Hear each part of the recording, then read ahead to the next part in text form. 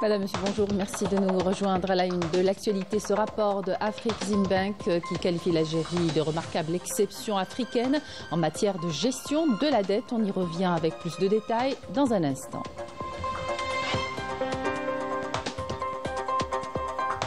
Le navire algérien Sidrata, de retour en Algérie, il reprend du service après 3 ans de blocage en Belgique pour renforcer la connectivité internationale vers les ports européens et africains. Le front Polisario met en garde contre les conséquences des manœuvres de l'occupant marocain visant à entraver l'instauration de la paix au Sahara occidental et réitère son appel au Conseil de sécurité de s'acquitter de ses obligations. Et puis à Gaza, 31 Palestiniens sont tombés en martyrs et environ 200 autres ont été blessés dans des tirs de l'armée sioniste en allant chercher de l'aide humanitaire dans le territoire palestinien ravagé par les bombardements après plus de 20 mois de guerre. Bienvenue à tous. L'Algérie, une exception africaine selon Afreximbank. Dans son dernier rapport publié fin mai, la Banque africaine d'import-export soutient que l'Algérie est l'un des rares pays africains qui ne souffre pas de pression liée à la dette extérieure grâce à une gestion rigoureuse associée à des politiques économiques prudentes qui constituent un véritable bouclier contre les crises potentielles. Rina Lerari. Avec un taux de croissance de 4,3%, une inflation maîtrisée à 5,7% et un taux directeur stabilisé à 3%, l'économie algérienne affiche des indicateurs robustes, signe d'une trajectoire maîtrisée et résolument indépendante. Contrairement à de nombreux pays qui dépendent de financements extérieurs ou de l'appui des institutions financières internationales, l'Algérie finance ses grands projets exclusivement à partir de ses ressources propres. Une stratégie rigoureuse qui, renforcée par d'importantes réserves de change dépassant les 80 milliards de dollars fin 2024, permet au pays de préserver son autonomie budgétaire et se prémunir contre les conditions contraignantes imposées par les créanciers étrangers. L'Algérie est l'une des plus grandes économies en Afrique avec un PIB de plus de 250 milliards de dollars. Ainsi, lorsqu'on parle d'investissement, la dimension compte car c'est le plus vaste pays du continent. Elle dispose d'abondantes ressources naturelles, notamment d'importantes réserves énergétiques, un fort potentiel en énergie renouvelable comme le solaire et l'éolien, ainsi que de nombreuses ressources minières dont le phosphate. Le pays possède également une population jeune, un régime de change stable, une faible inflation et certaines marges budgétaires pour faciliter l'investissement. L'Algérie compte également sur des institutions solides comme Sonatrach. En optant stratégiquement pour le refus de l'endettement extérieur, l'Algérie s'est affranchie de risques d'ingérence économique et positionne le pays comme un terrain favorable aux opportunités et aux investissements dans un contexte régional en quête de stabilité et de croissance durable. L'Algérie a remboursé l'intégralité de sa dette et n'a actuellement aucun problème de dette. Elle est résolument tournée vers le futur et constitue aujourd'hui un terreau idéal pour l'investissement. Investir en Algérie est la bonne décision. Misant sur l'autofinancement, l'Algérie a lancé des réformes, renforcé sa sécurité alimentaire et développé ses infrastructures en s'appuyant sur une politique macroéconomique prudente et un engagement affirmé en faveur de la souveraineté économique.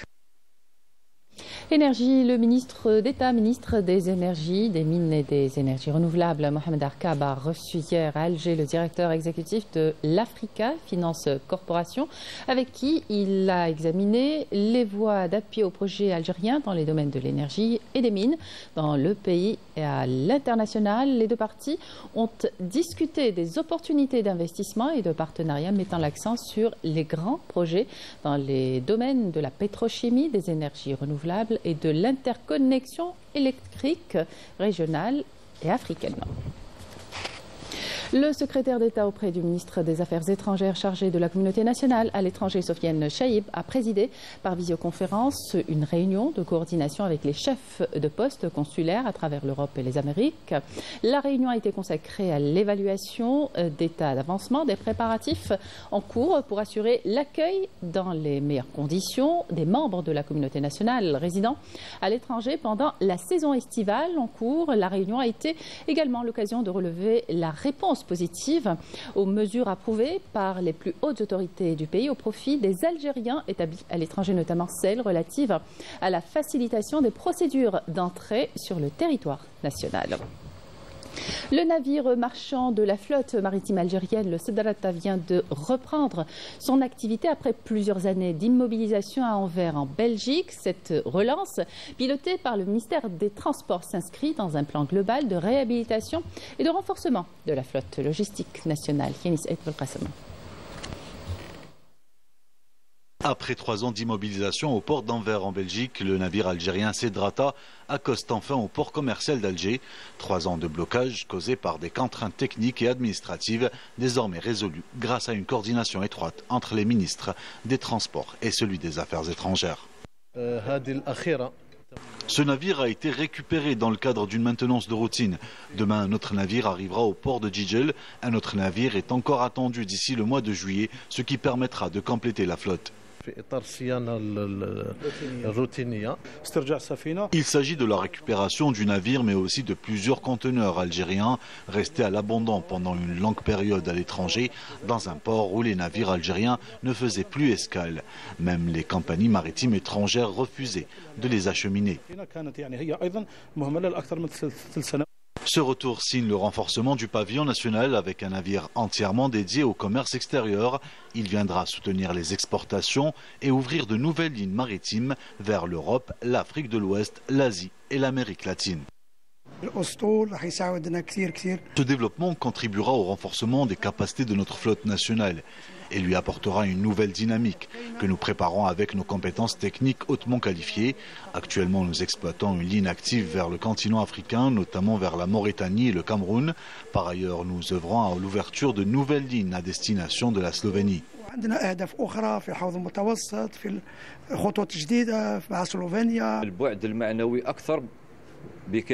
La dimension symbolique est bien plus forte que la dimension matérielle. Il ne faut pas oublier que ce navire représente l'Algérie. Inch'Allah, nous exporterons encore plus et réduirons ainsi les importations. L'export plus que l'import. Avec la remise en service progressive des 12 navires prévus dans le plan national, l'Algérie entend retrouver sa place sur la carte du commerce maritime international et renforcer sa place autour du bassin méditerranéen. Dans un discours prononcé devant le comité spécial sur la décolonisation, le représentant permanent de l'Algérie auprès des Nations Unies, l'ambassadeur Ammar Benjama, a déclaré que les Nations Unies doivent agir de manière décisive pour mettre fin aux résidus du colonialisme, notamment la cause du Sahara occidental en tant que dernier territoire non autonome en Afrique. Je vous propose de l'écouter.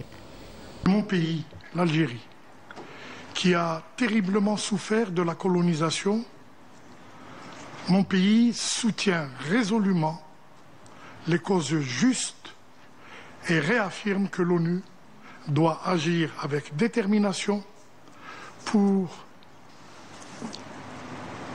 éliminer les derniers vestiges du colonialisme. Madame la Présidente, nous encourageons le comité des 24 à mobiliser tous ces instruments pour protéger les droits du peuple sahraoui et parachever finalement ce processus de décolonisation. Une seule voie s'ouvre devant nous.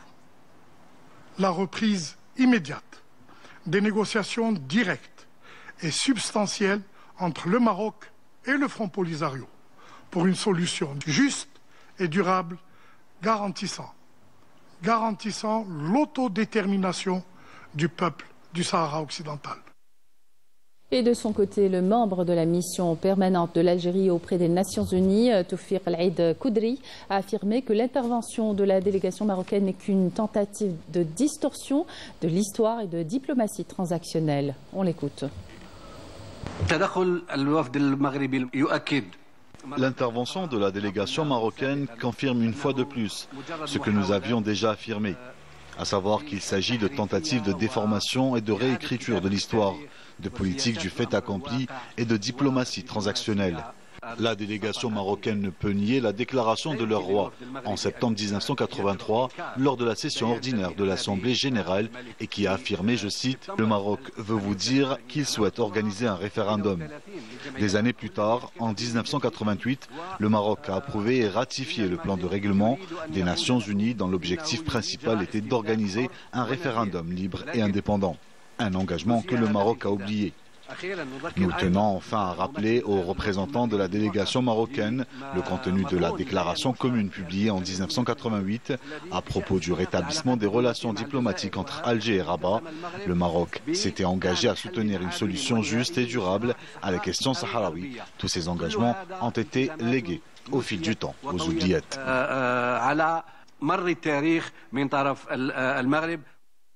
Et dans une intervention formelle devant la commission de l'Assemblée générale des Nations Unies, la militante sahraoui de la ville de Boujdour occupée, El Faïda Khaya, a présenté un exposé détaillé sur les graves violations commises par les autorités marocaines contre les droits de l'homme au Sahara occidental et la répression que sa famille subit dans la ville de Boujdour occupée suite au blocus imposé par les autorités marocaines. On l'écoute. Les violations se sont poursuivies de manière systématique contre moi et ma famille. J'ai été témoin et victime directe de ces exactions. Depuis le 19 novembre 2020, ma famille vit dans la ville occupée de Boujdour, sous un siège sévère imposé par les autorités de l'occupation marocaine. Pendant ce siège, mes tantes, Sultana Khaya et Wa'ara Khaya, et ma mère, très âgée, Aminatou Najem, ont été victimes de tortures et de multiples intrusions de la part des forces d'occupation marocaines. Ma mère a été ligotée, torturée et forcée d'assister à des scènes inimaginables infligées à ses filles. Viols, coups et brutalité. Leur maison a été saccagée, le réservoir d'eau souillé et on nous a privés d'électricité et d'eau. Ils sont allés jusqu'à injecter des substances inconnues dans le bras de Sultana Khaya. Tout cela simplement parce que nous avons exprimé publiquement notre opinion politique et revendiqué pacifiquement le droit du peuple sahraoui à l'autodétermination. Le Front Polisario a mis en garde contre les conséquences des manœuvres de l'occupant marocain et ceux qui le soutiennent visant à entraver l'instauration de la paix au Sahara occidental et réitère son appel au Conseil de sécurité de s'acquitter de ses obligations et assumer ses responsabilités en obligeant l'occupant marocain à lever immédiatement les obstacles empêchant la MINURSO de mener à bien sa mission. Yasmine Soadi. Dans une lettre adressée au Conseil de sécurité des Nations Unies, le Front Polisario a affirmé que les faits établis prouvent que le conflit au Sahara occidental est un conflit international, rejetant fermement le projet d'autonomie promu par le régime marocain. Pour le Polisario, la question du Sahara occidental, en tant que question de décolonisation, ne peut être résolue en dehors de l'exercice du droit à l'autodétermination et à l'indépendance. Le site australien The Independent a publié un article intitulé « L'autonomie n'est pas une solution au conflit du Sahara occidental ». Le texte s'oppose clairement à la tentative du Maroc d'imposer son projet d'autonomie, considéré comme une façade pour légitimer l'occupation plutôt qu'une véritable solution. Il rappelle que la question sahraoui relève d'un processus de décolonisation impliquant le sort d'un peuple entier. Le site souligne également que le Sahara occidental reste inscrit par les Nations Unies sur la liste des territoires autonomes et rappelle l'avis de la Cour internationale de justice de 1975 qui a établi l'absence de tout lien juridique de souveraineté entre le Sahara occidental et le Maroc. En conséquence, imposer une autonomie sous la souveraineté marocaine constitue, selon The Independent, une violation flagrante du droit du peuple sahraoui à l'autodétermination. Au Maroc, plus de 24 millions de personnes vivent dans un état de nécessité. Dans plusieurs villes du pays, les Marocains dénoncent la cherté de la vie et l'exclusion sociale. Les expulsions forcées sont toujours d'actualité. Des familles entières se retrouvent à la rue sans aucune ressource. Raouf Hamouch. La colère gronde et les protestations s'intensifient aux quatre coins du Maroc. Expression d'un malaise social persistant. Et la liste des raisons s'allonge de jour en jour. La destruction massive et injuste de logements sans indemnisation équitable ni relogement des habitants, voire sans même une explication, en est une et pas des moindres. Dans un pays où la violation des droits humains les plus élémentaires est désormais la norme. Nous manifestons aujourd'hui car nos maisons ont été détruites par les autorités sans préavis, sans avertissement, sur des terres qui appartiennent à nos ancêtres et qu'on occupait depuis plusieurs générations. On se sent exclus, toujours mis de côté. On n'a droit à rien, ni logement digne, ni éducation pour nos enfants, ni soins, rien du tout. On vit dans une précarité totale, une pression psychologique constante, une misère sociale et les dépenses ne cessent d'augmenter. Les démolitions s'enchaînent depuis plus de 2 années déjà. Une tragédie sociale est en cours où l'on redessine carrément les frontières à l'intérieur du pays pour en exclure ses propres enfants. Aucun projet de relogement en vue, aucune compensation, ni même une reconnaissance officielle des préjudices subis par les habitants. Nous sommes sans abri depuis près de 2 ans. Nous vivons dans des conditions très difficiles. On nous avait promis une indemnisation 3 mois après notre départ. Mais toujours rien. Plusieurs familles ont été séparées. Chacun se débrouille comme il peut. Dans l'attente de solutions concrètes, ces familles continuent d'exprimer leur douleur et leur colère, réclamant une justice sociale à un régime qui les a manifestement abandonnés. La défense civile de Gaza a affirmé que les forces sionistes avaient ouvert le feu sur des personnes allant chercher de l'aide humanitaire ce matin, faisant 31 martyrs et environ 200 blessés dans le territoire palestinien ravagé par plus de 20 mois de guerre. Par ailleurs, 4 Palestiniens sont tombés en martyrs et d'autres ont été blessés lors d'un bombardement sioniste ciblant une tente abritant des déplacés dans la localité de Mawassi. Les avions de l'occupation ont également bombardé simultanément d'autres zones à Khan Younis, accompagné d'attaques d'artillerie. Dans la dynamique des efforts soutenus dans la lutte antiterroriste et contre la criminalité organisée multiforme, des unités et des détachements de l'armée nationale populaire ont exécuté durant la période allant du 4 au 10 juin plusieurs opérations ayant abouti à des résultats de qualité qui reflètent le haut professionnalisme, la vigilance et la disponibilité permanente de nos forces armées à travers l'ensemble du territoire national. Dans le cadre de la lutte antiterroriste et grâce aux efforts des unités de l'armée nationale populaire, le terroriste dénommé Renami Salek s'est rendu aux autorités militaires de Burj Beji Mourtar en 6e région militaire. En sa possession, un pistolet mitrailleur de type Kalachnikov, une quantité de munitions et divers effets, alors que d'autres détachements de l'armée nationale populaire ont arrêté 3 éléments de soutien aux groupes terroristes dans différentes opérations à travers le territoire national. Dans le cadre de la lutte contre la criminalité organisée, en continuité des efforts soutenus visant à contrecarrer le fléau du narcotrafic dans notre pays, des détachements combinés de l'armée nationale populaire ont intercepté, en coordination avec les différents services de sécurité, 28 narcotrafiquants et mis en échec des tentatives d'introduction de 16 kg de kif traités provenant des frontières avec le Maroc, alors que d'importantes quantités de comprimés psychotropes s'élevant à plus d'1 600 000 comprimés et 1000 grammes de cocaïne ont été saisis lors d'opérations menées à travers les régions militaires.